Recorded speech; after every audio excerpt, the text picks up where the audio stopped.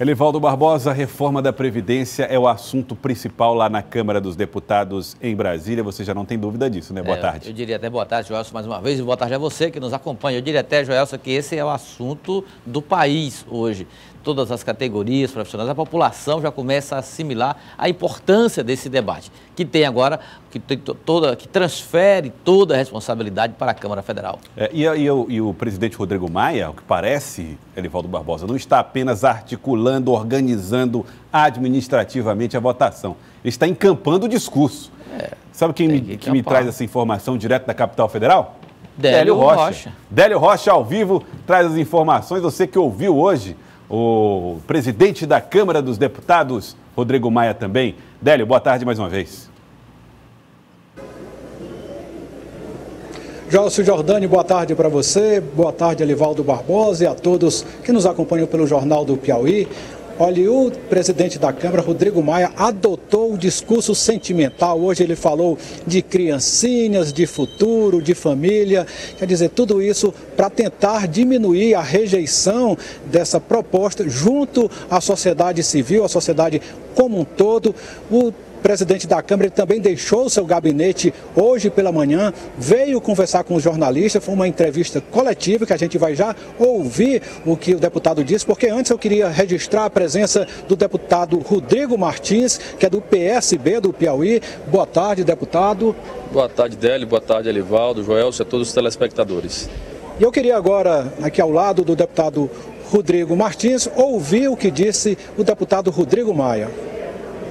A reforma da Previdência garante equilíbrio fiscal, mais do que isso, como eu disse, garante o futuro das crianças, garante crescimento, garante emprego, né? Garante possibilidade de verdade de ter recursos para a saúde, para a educação, para a inovação, ciência e tecnologia, e é isso que a gente precisa. A gente precisa votar matérias que deem condições a que o Brasil, que o governo brasileiro como um todo, o Estado brasileiro, Estados, municípios e União, possam voltar a investir na sociedade brasileira.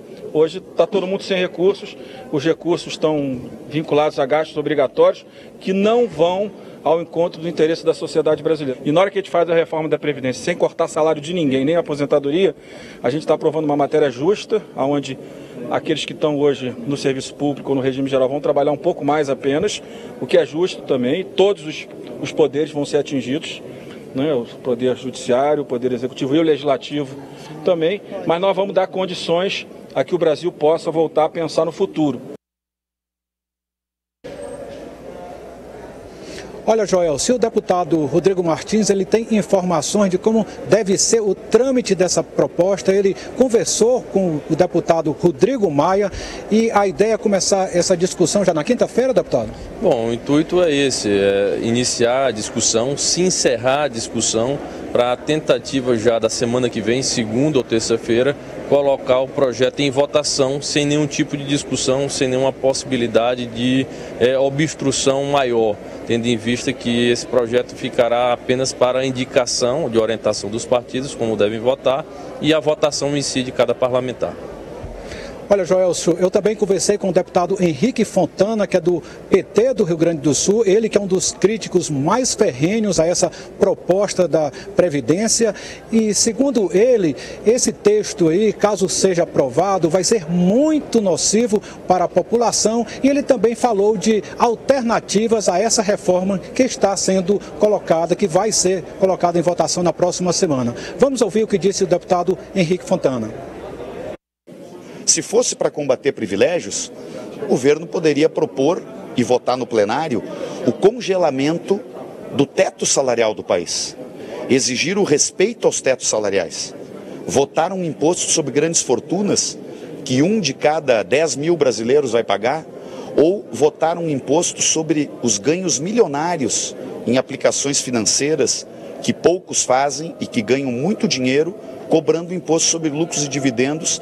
A saída para o Brasil não é cortar aposentadorias de quem ganha 2, 3 mil reais, não é cortar pensões de um casal que ganha um salário mínimo, o outro 2 salários mínimos, e é isto que a proposta que Temer quer votar aqui no parlamento embute, um forte ataque a pessoas pobres, pessoas trabalhadoras de baixa renda, que não têm de onde retirar dinheiro das suas economias pessoais. Deputado Rodrigo Martins, o senhor ouviu o deputado Henrique Fontana falando de alternativas a essa reforma da Previdência, falando em impostos sobre grande fortuna, sobre taxação de lucros no mercado financeiro. O senhor concorda com essas posições do deputado? E eu também queria saber se essa reforma da Previdência deve mesmo sair esse ano. Bom, primeiro de tudo, contextualizar. O problema das crianças e do futuro do Brasil não é só a Previdência.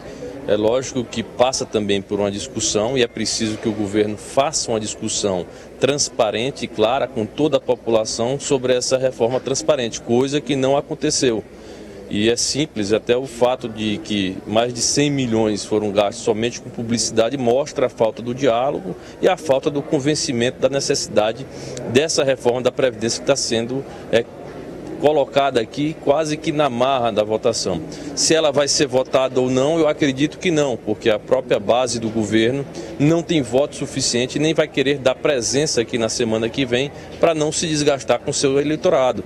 No entanto, nós sabemos que a posição do Henrique Fontana, eu não sou contra a taxação de grandes fortunas, mas antes de nós pensarmos em aumentar os impostos para a população brasileira, que é uma taxa já altíssima que nós pagamos, é preciso combater aí o desperdício, é preciso que a gente combata, sobretudo, também a corrupção, coisa que nós não estamos observando, nem no governo anterior do Henrique Fontana participou, nem nesse governo atual. É preciso que a gente trate a coisa pública, o orçamento público, com muita responsabilidade, com muita moralidade, com muita ética, como deveria ser, por sinal.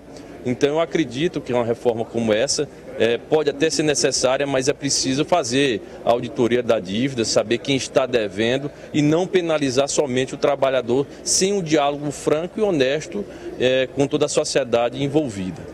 Como esse tema da reforma da Previdência está sendo discutido dentro do seu partido, o PSB? Bom, o PSB ele certamente irá encaminhar pelo voto contrário. Eu, particularmente, tenho a minha posição, voto contrário a essa reforma. Acredito que não é o momento, porque não foi bem debatida. É preciso que a gente esclareça mais pontos dessa reforma. Inclusive, o governo se demonstra inseguro, porque mandou uma reforma bem ampla e agora já tornou ela bem branda, então demonstra a falta de segurança, tanto com o assunto, como também na quantidade de votos. O PSB vai encaminhar não, e eu, coincidentemente, por decisão pessoal, encaminharei também, votarei não a essa reforma que será pautada, se for pautada, na semana que vem. Pergunta do Alivaldo Barbosa. Deputado Rodrigo, boa tarde. A gente tomou conhecimento da desfiliação do deputado Heráclito Fortes, vai tomar um outro rumo, vai para o Democratas, e são dadas como certas, deputado Rodrigo, mas duas baixas, a sua e do deputado Átila. Qual será o seu destino partidário e como fica o PSB? O partido está perdendo força, está se desidratando. Quem vai ficar no PSB, por exemplo, aqui no Piauí, deputado? Boa tarde, Elivaldo. Na verdade, o Heráclito, em comum acordo com o partido, na semana passada ainda solicitou sua carta de desfiliação e foi atendido. O deputado Átila Lira também já está pedindo essa carta de desfiliação e certamente dentro desse mês, ou no mais tardar em janeiro, receberá também a sua carta de desfiliação em comum acordo. Em relação à minha posição, eu tenho sido muito claro, sou crítico à maneira que a presidência nacional tem conduzido o PSB, sou contra essa maneira autoritária que ele vem sido adotado pelo presidente Carlos Siqueira. E em relação à minha decisão, eu vou esperar até março. Mas eu queria só discordar de você.